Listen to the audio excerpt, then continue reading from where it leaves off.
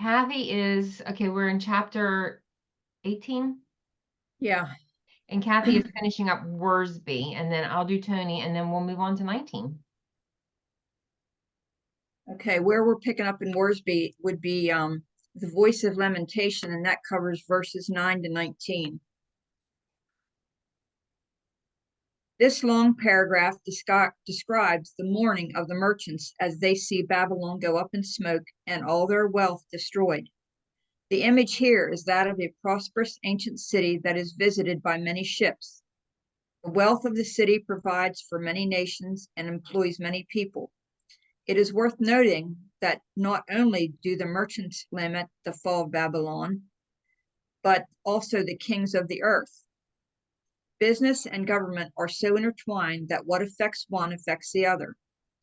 Certainly, the city of Rome was the center for world trade and government in John's day, and it was known for its extravagance and luxury. Politically and economically, the people in the empire were dependent on Rome. Today, with the complex connections that exist between governments and businesses, and with the interrelated computer systems, it would not take long for Babylon to collapse and the world's economic system to be destroyed.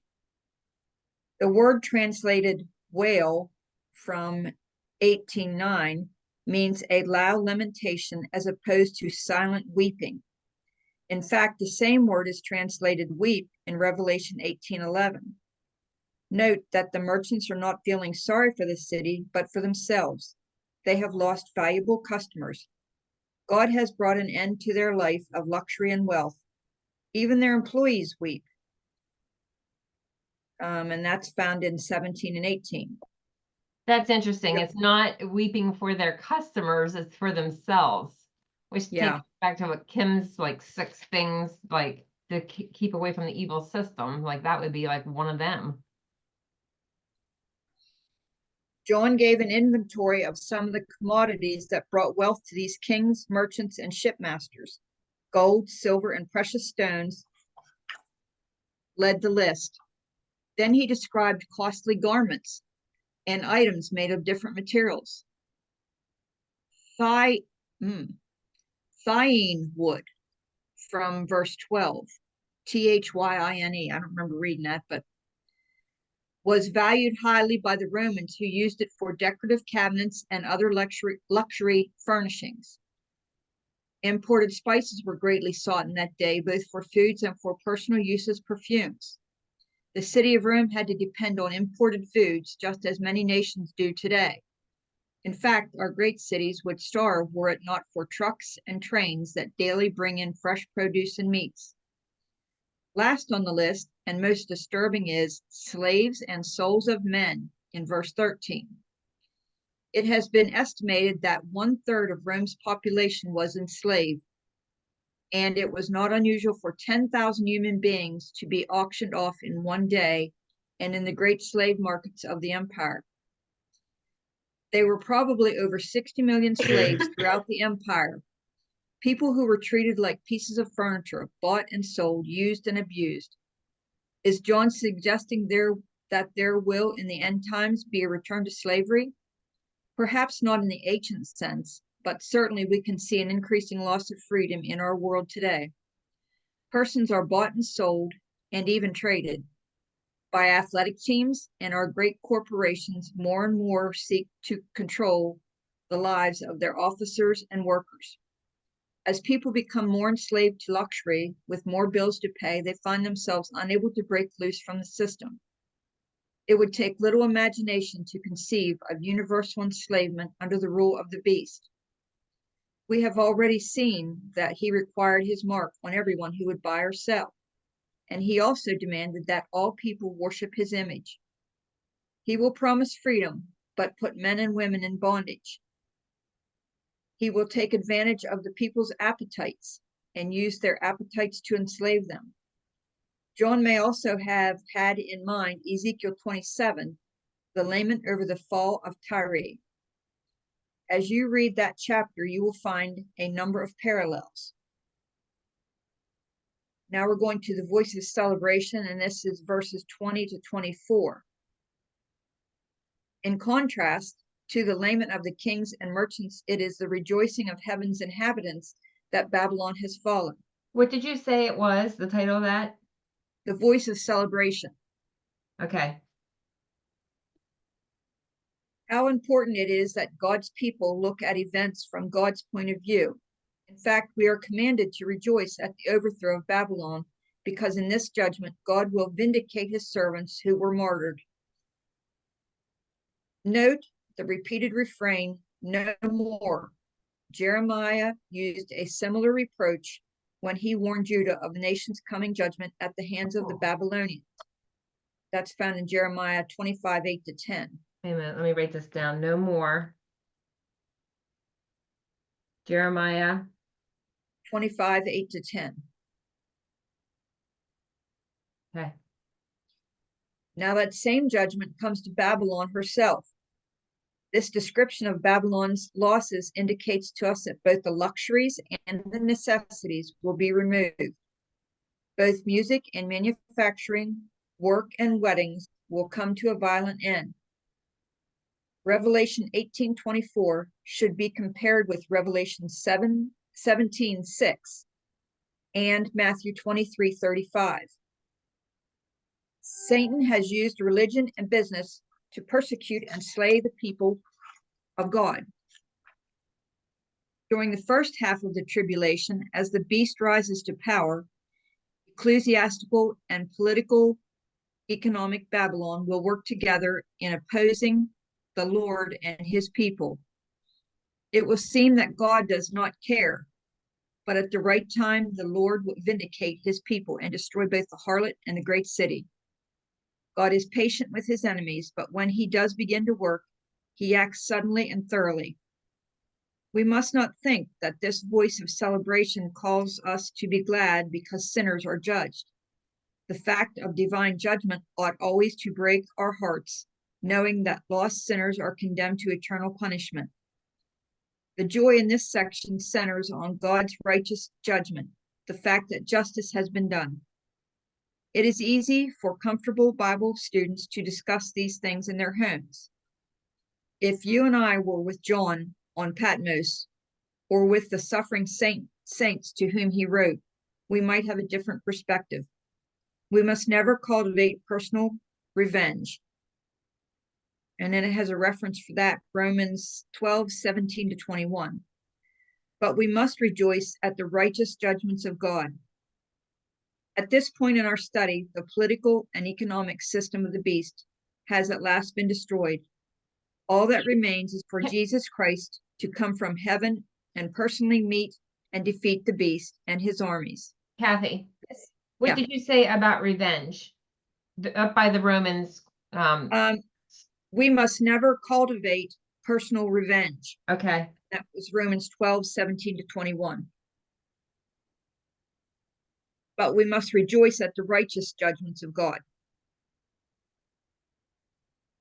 Thank you. But the important question is, are we citizens of Babylon or citizens of heaven? Can you rejoice because your name is written in heaven? If not, then the time has come for you to trust Jesus Christ and get out of Babylon and into the family of God.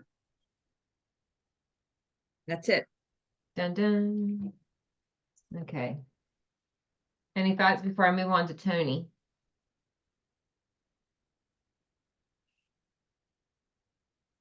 All right, 18:1. I'll pause at the end of each in case you need anything. 18:1. The presence of another angel with great authority coming down from heaven underscores the importance of the angels in Revelation. They are present and active in the church age as well. Indeed, some followers of Christ have welcomed angels as guests without knowing it. Hebrews 13:2. But after the church is removed from the earth, angels will assume a more visible role to fill the spiritual void. Okay, I have a question there. Because I think we touched on this yesterday. After the church is removed from the earth, is that what you said? Yes. Are you referring to the rapture there? Yeah, I think he is. You know, So, if we saw angels all the time, we would worship them. That's what we would Yeah. do. so we're back to the church is gonna be raptured and we're not gonna be here during this, the bowls of judgment that's going on Right. here. Yeah, and we kind of talked yesterday too about like, because we were talking, well, what if it's the mid-trib? Because it kind of sounded like people would be gone for 17, but then we determined in reading yesterday that there was still people there, so that was not true. So we went back to the rapture, and that there were still people who turned to the Lord that are still on earth during this time. I think is what our final Decision was. Okay, thank you. our final denunciation. Yeah, so the angels are more, but I think these angels are working all the time. We just don't see them. You know what I mean? Like, I think right now there's angels in this room. I just can't see them. Verses 2 and 3. The angel proclaims that man-centered society has fallen because all the nations became unfaithful to God, which is depicted metaphorically as societies drinking the wine of Babylon's sexual immorality. As a result of this wicked activity, the merchants of the earth are said to have grown wealthy. This passage then illustrates that all wealth does not come as a blessing from God. This passage then illustrates that all wealth does not come as a blessing from God. Satan can give wealth too, as is evident from his promise to give Jesus worldly kingdoms in exchange for worship in Matthew 4:9. It would be a mistake to assume that the presence of wealth in a particular life indicates God's blessing and his approval of that person's actions. I was thinking this morning, I saw something about the stock market, and they said that AI is very dangerous right now because the AI is 87% correct in a 3-day forecast. That easily could take down our economic system. All right, verses 4 and 5. God's people are called to withdraw from worldly living in order to avoid the judgment to come upon godless society. In delivering that warning, a voice from heaven in 18:4 refers to Babylon's sins as being piled up and triggering God's remembrance. God will delay judgment at times for the sins of the wicked, but when judgment comes, no sin will be passed over. All will receive their just recompense. Verses 6 through 8. The members of the secular, godless society within the Antichrist kingdom are sentenced to a double portion of judgment for their sins. The reason for such severe judgment is the arrogance and self-centeredness of those under the beast's rule. The society, metaphorically called Babylon, glorifies herself and indulges her sensual and excessive ways, proclaiming, "I sit as a queen, I am not a widow, and I will never see grief." God hates such brazen rejection of his ways and an accompanying view of oneself as indestructible. Therefore, he will send death and grief and famine and burning with fire, because the Lord God who judges her is mighty. The next section is 9 through 14. Judgment of the Antichrist realm will be swift. Leading up to the moment of divine recompense, there will be many warnings and much display of God's patience. Yet, when judgment finally falls, the kings of the earth, who have shared her sensual and excessive ways, will weep and mourn, and say in amazement, "In a single hour your judgment has come." God's judgment will involve economic disruption. The merchants of the earth will weep and mourn because no one buys their cargo any longer, including precious metals, cloth, spices, livestock, and produce. Well, you know, if the stock market fell, no one would have money. Our whole system would stop producing. You know what I mean? Like they wouldn't be able to afford it. Divine destruction of wealth in this instance should not be taken to indicate divine condemnation of wealth per se. There are many wealthy people in the Bible who walked with God: Abraham, Joseph, and Solomon, to name a few. In Solomon's case, scripture says explicitly that great wealth was a gift and reward from God. See 2 Chronicles 1:12. What the Lord condemns is a person being controlled by wealth. The more blessed you are, the more grateful and worshipful you should be. Yet in the case of Babylon, wealth led to self-centeredness and denial of God. Revelation 18:15 through 20. The wealth controlled the inhabitants of the Antichrist kingdom is evident from the torment, weeping, and mourning of the merchants upon the destruction of their material goods.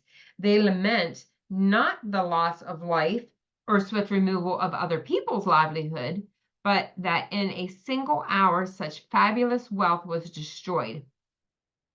The judgment's swiftness is underscored by a second and third. The judgment's swiftness is underscored by the second and third repetitions of the phrase "a single hour." Oh, okay. So we have 18, 17, 19, and 18:10 and 18:8, where it says just one day. The severity of the economic. Chrissy, Yeah. yeah, say that again.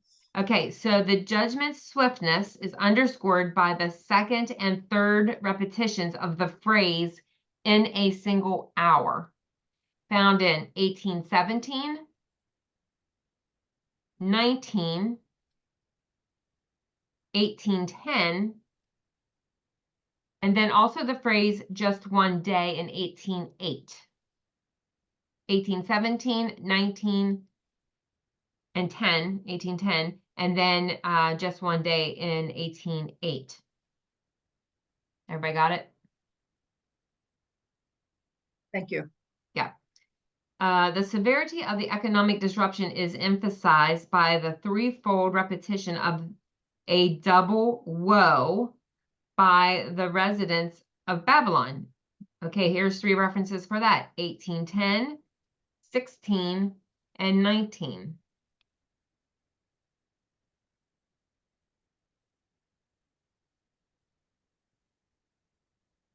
Mine says alas, alas. Oh, I see it here. Yeah. I'll mark those.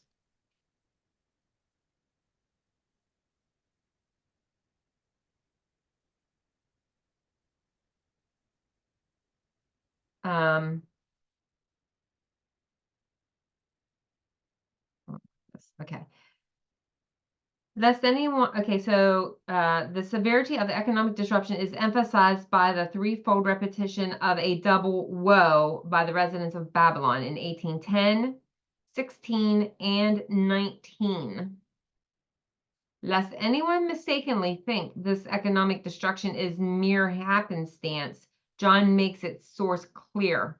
Rejoice over her, heaven, and you saints, apostles, and prophets, because God has pronounced on her the judgment she passed on you. 18:20.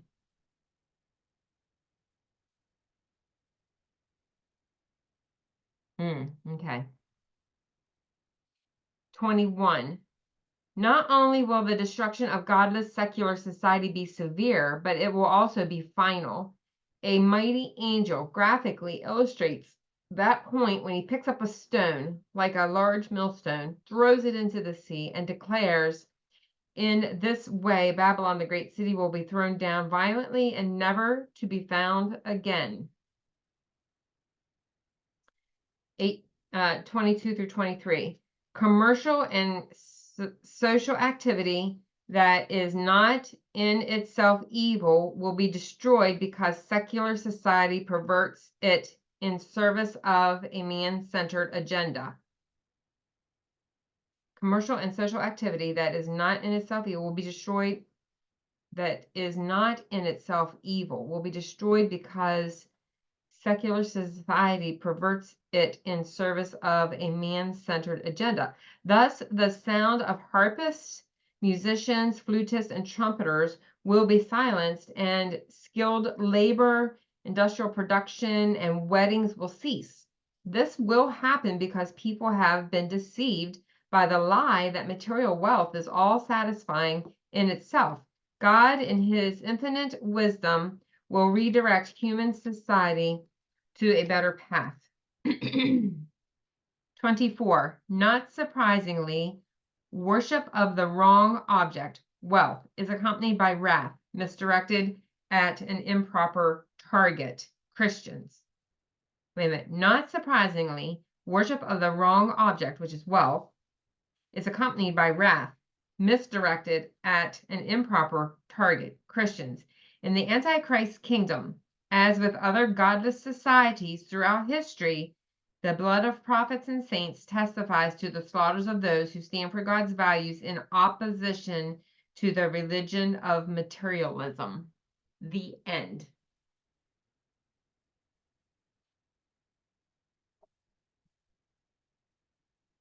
I didn't pick up on those woes, coming from the earth dwellers, which I thought was interesting.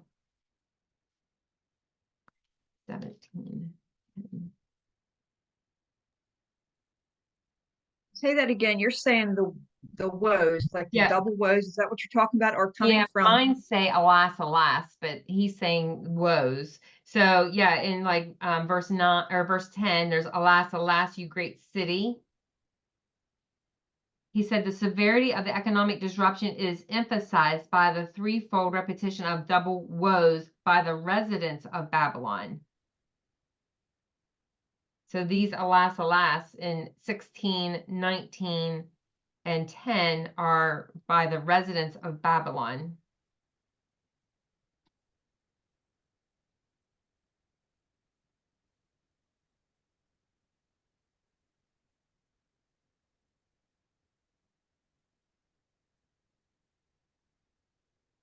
Or in rephrasing that, the people that are living here at the time on earth. Well, it would be in the world system. Because The it's ones the who are not residents of Christ, Babylon would be the the world. ones who aren't Christ followers. Yeah, Yeah, the earth dwellers. that's kind of what I was meaning. The one, not necessarily Christians, but the people who are. Yeah. It says the severity of the disruption. I need to make a little arrow.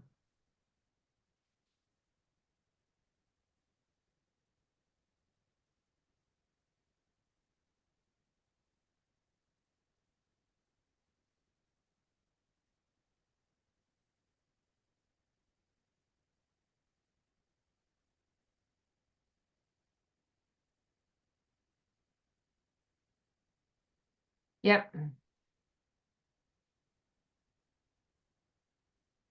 It was interesting too, as I've been doing that study in Genesis. Here's some interesting things that I think, regardless what you believe, makes sense to me that this guy taught. In the beginning when God was, okay, well, first of all, let me go to what led me there, because I just jumped in a whole nother window and Stan likes to kill me when I do that. Because when God created plants, like the food that we're supposed to eat should have seed. So like when you're getting, now they have like, you can get food and it doesn't have any seeds in it. Like you shouldn't eat that, because God created food for us to eat that had seed. Okay. So that's what led me back to Genesis. But, like if any of you ever, when you studied that, thought, well, the first day he created dark and light, but then like whatever day, was it the third day, he created the sun, the moon, the stars. That has always confused me. Like, well, if he created light and dark, I thought light came from the sun. Like, anybody else ever been confused by that? Or is it just me? Anyway, he said, and I thought this was really interesting and applicable, whether you want to believe it or not, but he said when Satan was made, Satan was created good, but then he went bad. I don't even think I quoted what it says correctly, because it was about the light and the darkness. So Satan was light and darkness. So it was like the light. Let me see how he words it here.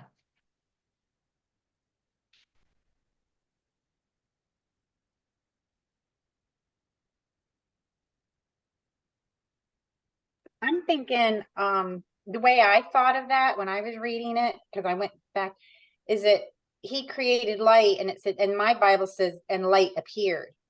Yeah, it says God saw that, it says in the beginning he created the heaven and the earth. The earth was without form and void, and darkness was over the face of the earth, and the Spirit of God was hovering over the face of the waters. And God said, let there be light, and there was light. And then God saw that the light was good, and he separated the light from the darkness, and he called the light day, and he called the darkness night, and there was evening, and there was morning the first day. I'm not going to quote him correctly on this, but his theory is that the light was like Jesus and darkness was Satan. So in his teaching, I'm just discussing what he teaches. I'm not sold out on this yet. But in his teaching, there was a first earth, and the chaos that came from Satan and a third of the angels falling created the chaos. And then God started to make order in this chaos, because Satan is chaos and God is order. So when he did, he separated the dark from the light, meaning he started to bring order, that Satan was of darkness and Jesus was of light. So I thought that was really an interesting take on that, and to me makes sense. There's something else he taught in there too that was interesting, but I won't go there yet. We're only on the third video, and been very interesting. Like the difference between the man and the woman created at the same time, but then you go on to chapter 2, and the man and the woman are humans, and then you go on to the second chapter, and then there's like the man, and then the woman was created out of man. Well, back into the original language, the ones that were created in chapter 1 were just Adam, but using the Hebrew language. And then when you go into chapter 2, it has a specific the Adam. It's like a separate, so it was really, he's got a really interesting thinking. Anyway, if you're interested in that at all. But yeah, so the seeds, so when he talks about the seeds, that's what I was thinking, like, like they're trying to get us to eat all this food that doesn't have seed, that we can't even reproduce our own food because we don't have seed. You can't garden without a seed. I had heard that before too, and they're probably won't even sell us seeds at some point where we can grow our own stuff. Well, why would they take away the knowledge of gardening? You know what I mean? Like they have so separated society to us being so dependent on somebody supplying our stuff. Like many people don't know how to garden, wouldn't know how to plant a seed, don't know how to cultivate your own seeds. That's like when we grow our own potatoes. So as I'm peeling potatoes, I save the sprouts, and John replants those sprouts from the potato peels. Yeah. And then he's also had success growing peppers from just taking pepper seeds out of the peppers that we're eating, and he saves them and then puts them in the ground in the spring. And yeah, and tomato, I mean, all of that. You can, a watermelon. We've had a couple of watermelon just from seeds. Throwing the watermelon out into the ground, and we got a watermelon. Yeah. Yeah, I think going back to the simple life is the smart thing to do right now for people. I told Ken Bruner, if you don't get me a load of cow manure on this garden this year, I'm not fussing with it. It's so depleted, and you don't mess with it anyhow. Our neighbor down the road moved, and he's leasing his farm out, and we haven't met that farmer yet. Hey, Lori, our son has a right off. Well, if you go down Letterkenny Road, it's right there across from Gabler Road. He has kind of a quarry there, and he sells mushroom soil and chicken poop soil. Just saying, you can go over with a 5-gallon bucket and put some in there. Hey, Kim, are you still buying your chickens from them? From your niece? We haven't ordered, we ordered one time after, we've I'm- ordered, I think, I'm gonna 2 or stop the 3 times. recording. I'm gonna stop the recording. Hang on.